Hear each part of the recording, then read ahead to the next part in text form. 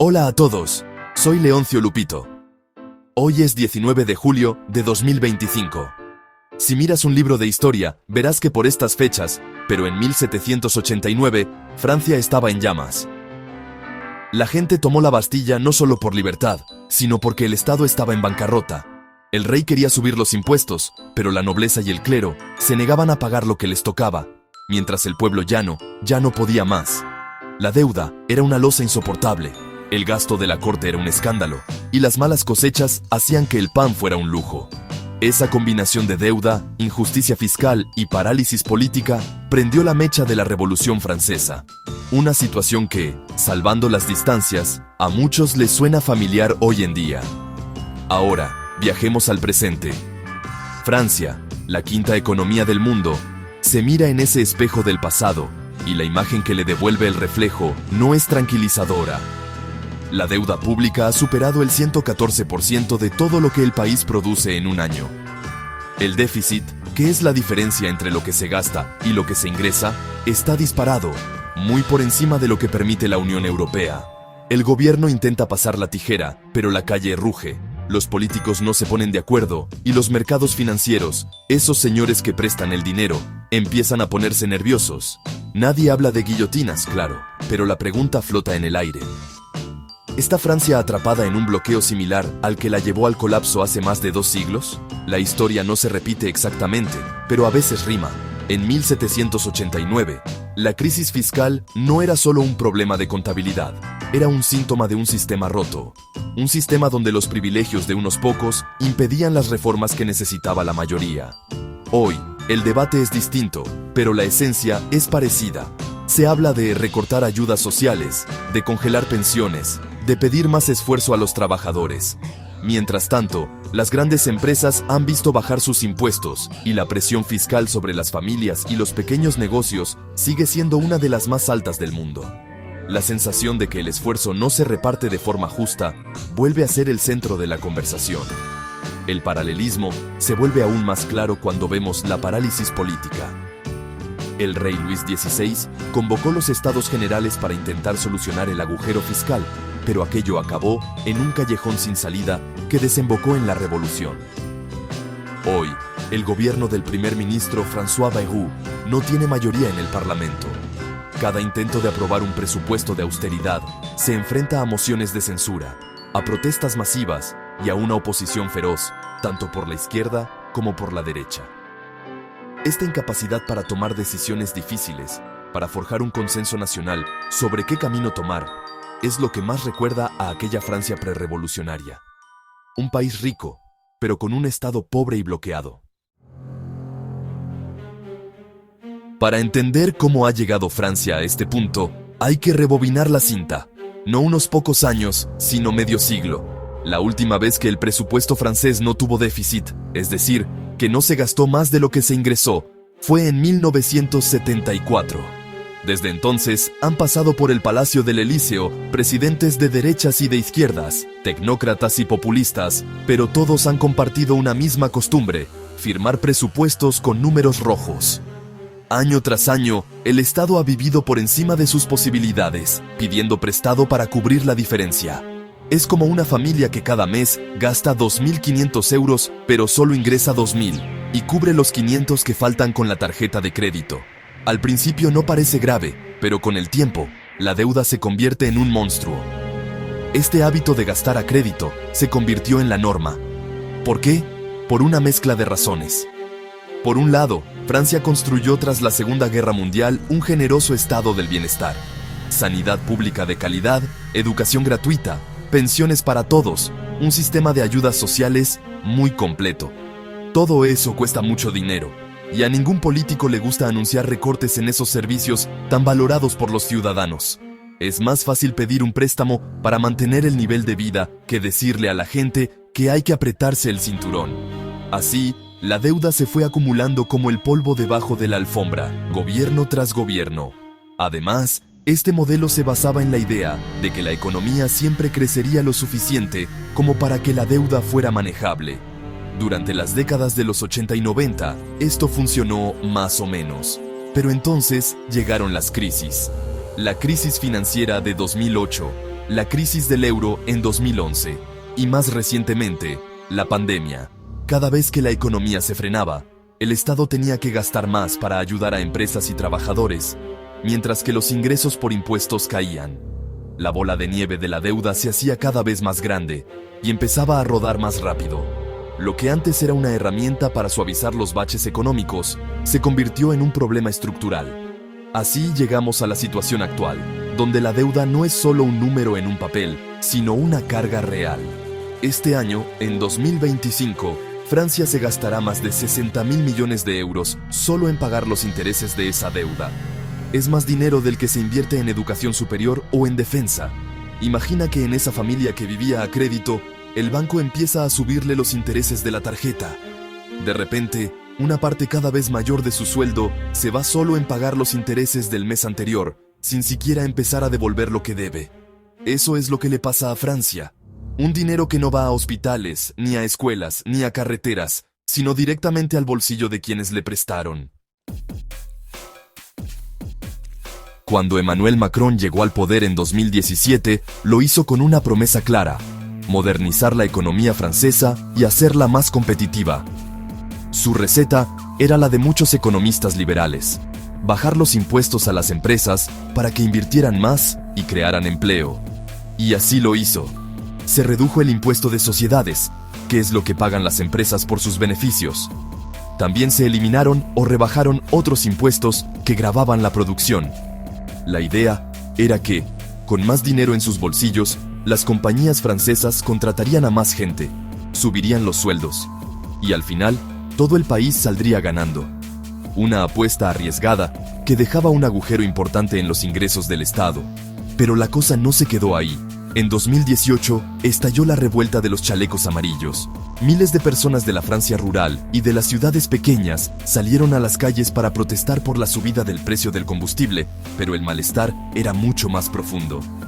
Era el grito de una parte del país que se sentía abandonada y ahogada por los impuestos. Para calmar la protesta, el gobierno de Macron dio marcha atrás y, además, eliminó la tasa de vivienda para la mayoría de los hogares. Fue una medida muy popular, pero que le costó al Estado miles de millones de euros cada año. En total, se calcula que todas estas rebajas fiscales redujeron los ingresos públicos en una cantidad equivalente al 2,5% del PIB. Mucho dinero. El problema de esta estrategia es que, para que funcione, necesitas que la economía crezca con mucha fuerza. Si las empresas usan el dinero de los impuestos que se ahorran para invertir y crear empleo, el Estado puede acabar recaudando más, aunque los tipos impositivos sean más bajos. Pero si la economía no tira, o si las empresas prefieren repartir dividendos a sus accionistas en lugar de invertir, te quedas con lo peor de los dos mundos: menos ingresos y los mismos gastos.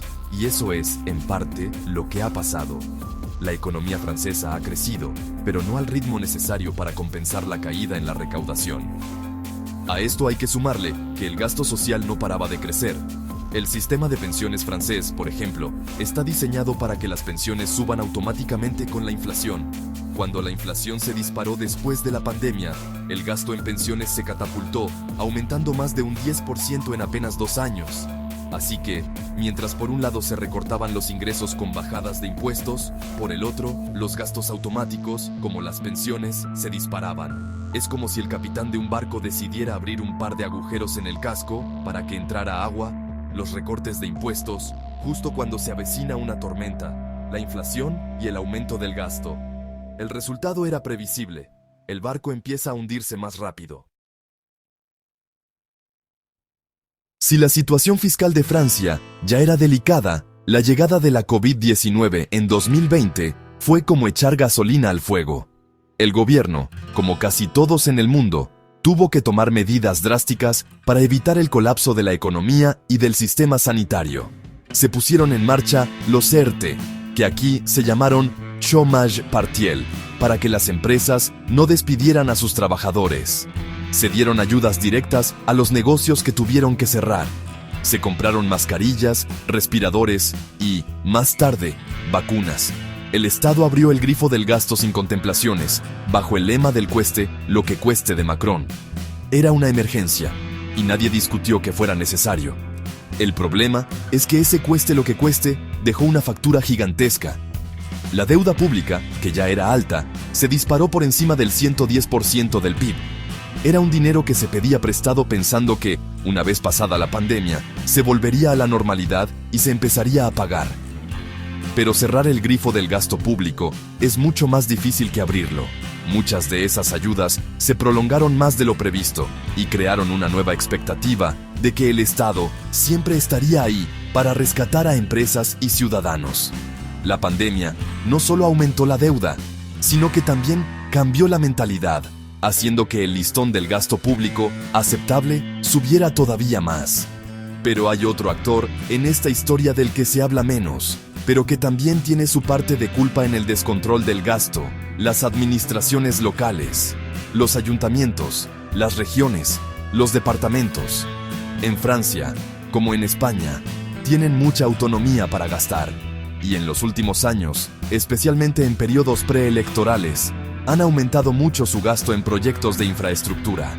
Nuevos polideportivos, rotondas, centros culturales, obras que a menudo son necesarias, pero que suman y suman al gasto público total del país. Y como nadie quiere ser el alcalde impopular que sube los impuestos locales, muchas de estas inversiones también se financian con deuda. Este gasto local, sumado al gasto del Estado central, crea una dinámica muy difícil de controlar. El gobierno en París puede anunciar un plan de recortes, pero si al mismo tiempo los miles de ayuntamientos y regiones del país deciden aumentar sus inversiones, el efecto neto es mucho menor. Es como si en una casa el padre decide ahorrar en la compra del supermercado, pero la madre y los hijos deciden que es el momento de comprarse ropa nueva y cambiar la televisión. Al final, la cuenta bancaria de la familia sigue bajando. Esta falta de coordinación entre los diferentes niveles de la administración es una de las grandes debilidades del sistema francés a la hora de controlar su déficit. Ante este panorama tan complicado, con la deuda por las nubes y los mercados mirando con lupa, el gobierno del primer ministro, François Bayrou, ha tenido que presentar un plan de ajuste drástico. Un plan que busca recortar 44.000 millones de euros de aquí a 2026. Es una cifra enorme, el mayor ajuste fiscal en décadas. La idea es mandar un mensaje claro a la Unión Europea y a los inversores. Francia se toma en serio el problema y está dispuesta a hacer los deberes. El plan se apoya en 3 patas: recortes de gasto, algunas subidas de impuestos y reformas para que la gente trabaje más.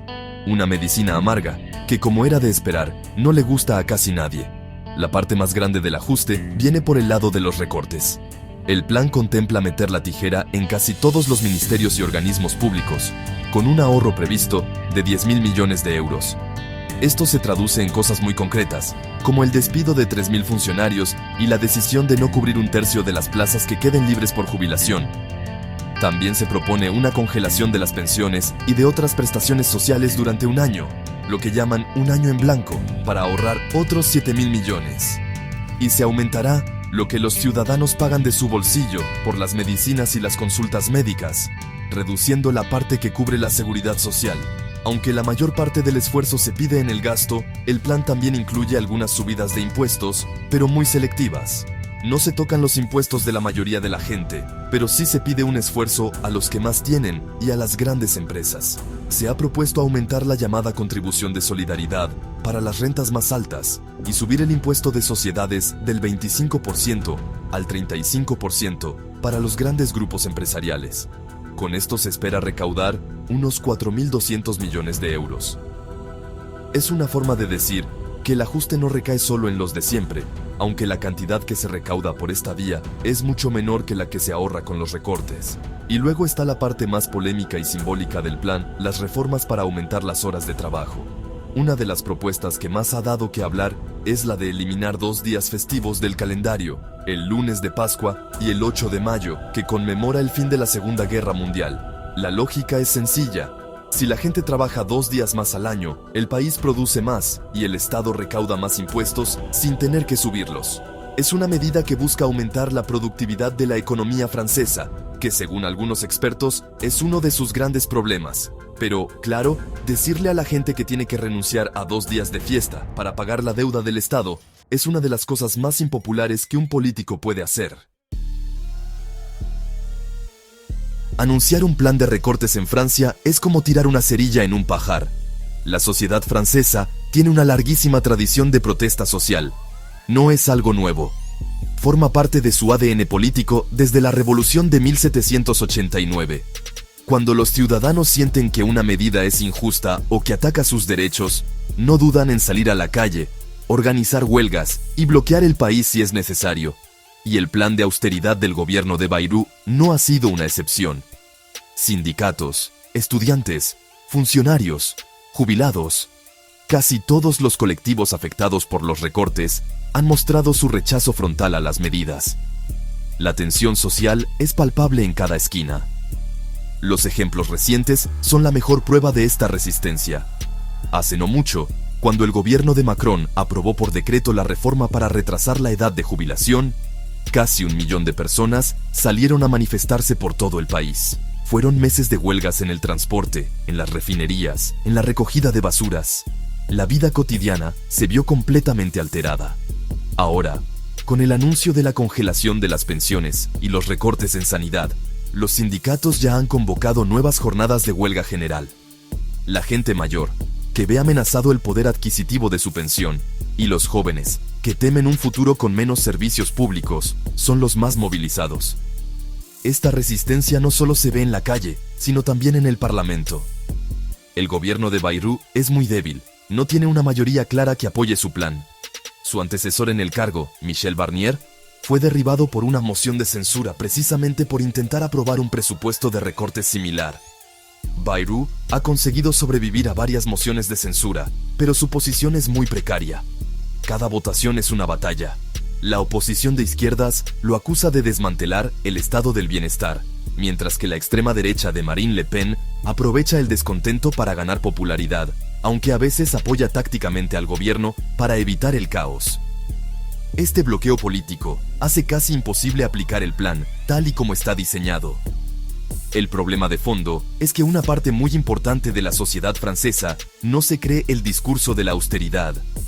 No ven la deuda como una emergencia nacional que requiera sacrificios de todos, sino como una excusa para imponer un modelo económico que beneficia a unos pocos.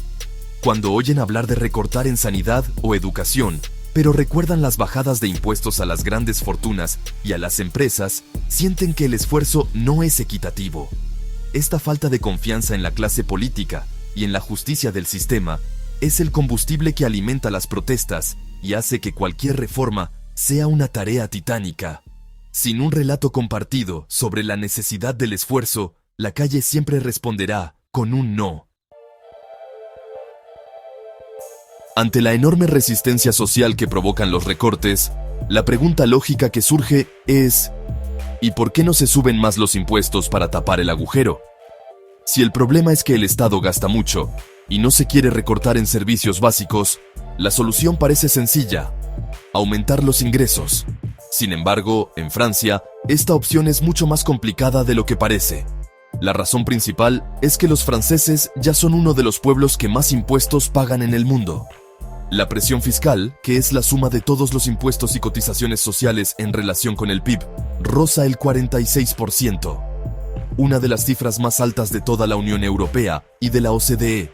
Pedirle a la gente que pague todavía más impuestos es políticamente muy arriesgado. La revuelta de los chalecos amarillos empezó precisamente por una subida de impuestos al diésel, que fue la gota que colmó el vaso para muchas familias de clase media y trabajadora. Hay una sensación generalizada de que el límite ya se ha alcanzado. Los ciudadanos ven que una parte muy importante de su sueldo se va directamente al Estado, y aunque valoran los servicios públicos que reciben a cambio, sienten que ya no pueden aportar más.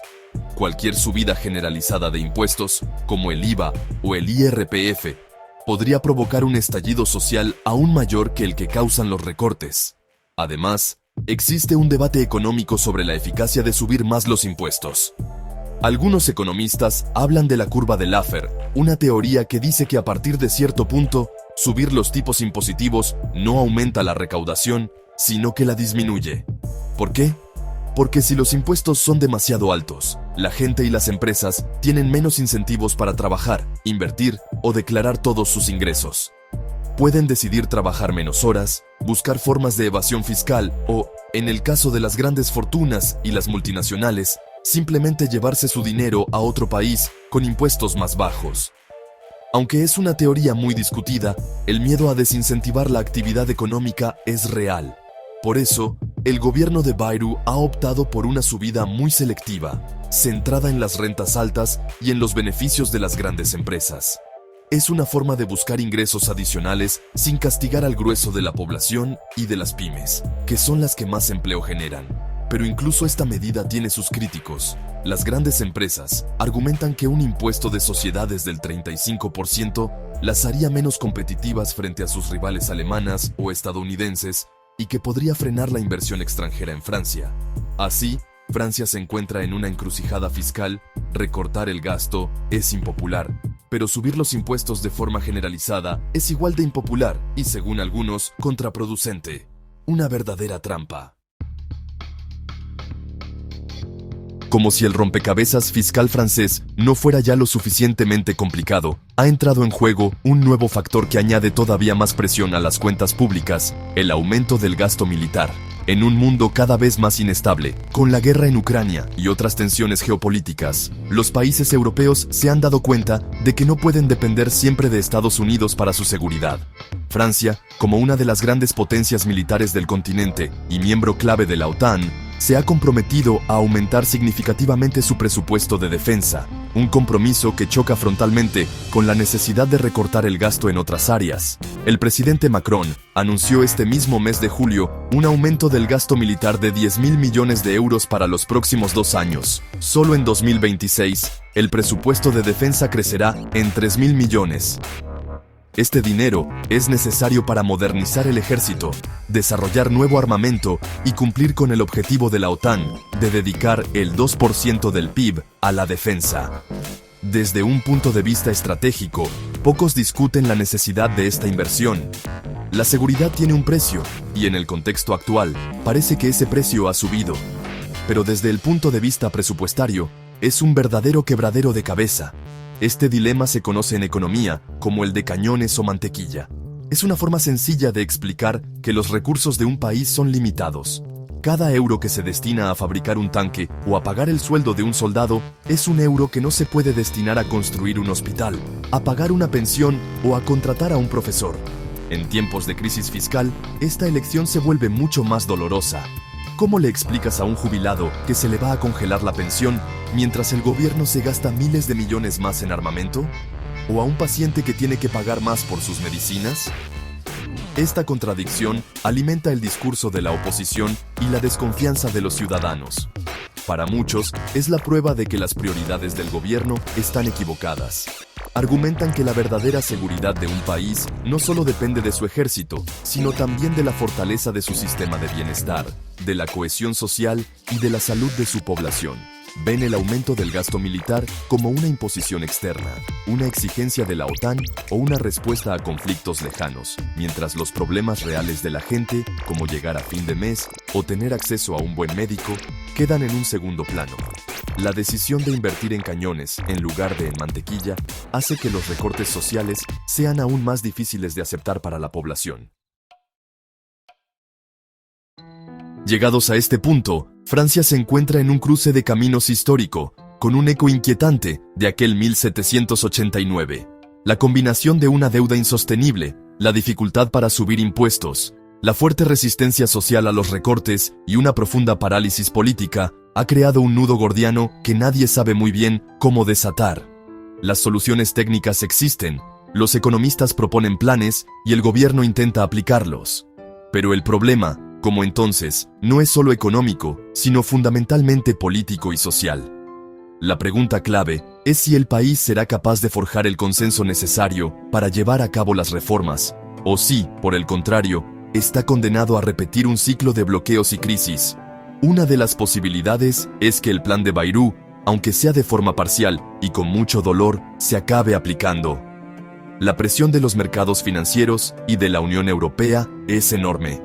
Si Francia no demuestra que puede controlar sus cuentas, el coste de su deuda se disparará, lo que podría provocar una crisis financiera mucho peor. Este miedo al abismo puede ser el único argumento capaz de unir a los partidos políticos y de convencer a una parte de la población de que los sacrificios son inevitables. Sería un camino duro, lleno de huelgas y protestas, pero que podría permitir a Francia estabilizar su economía a medio plazo, aunque a un coste social muy elevado. Otra posibilidad, quizás más probable dado el historial francés, es que la parálisis continúe, que el gobierno sea incapaz de aprobar sus presupuestos, que cada intento de reforma sea bloqueado en el Parlamento o en la calle, y que el país se instale en una situación de interinidad permanente. Esto podría llevar a nuevas elecciones anticipadas, con la esperanza de que las urnas den una mayoría clara a alguien. Sin embargo, con un panorama político tan fragmentado, es posible que unas nuevas elecciones solo reproduzcan el mismo bloqueo actual, con un parlamento ingobernable y un país cada vez más polarizado y frustrado. Un escenario de parálisis que solo agravaría la crisis de la deuda. Y es aquí donde el fantasma de 1789 vuelve con más fuerza. Aquella crisis no se resolvió con un plan de ajuste, sino con una ruptura total del sistema.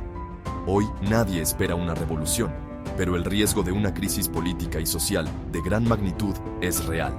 Si las élites políticas no son capaces de ofrecer una salida justa y creíble a la crisis, el descontento podría canalizarse hacia opciones populistas y extremistas que prometen soluciones fáciles a problemas complejos. Francia se juega mucho más que su calificación crediticia. Se juega su modelo social, su estabilidad política y su papel en Europa.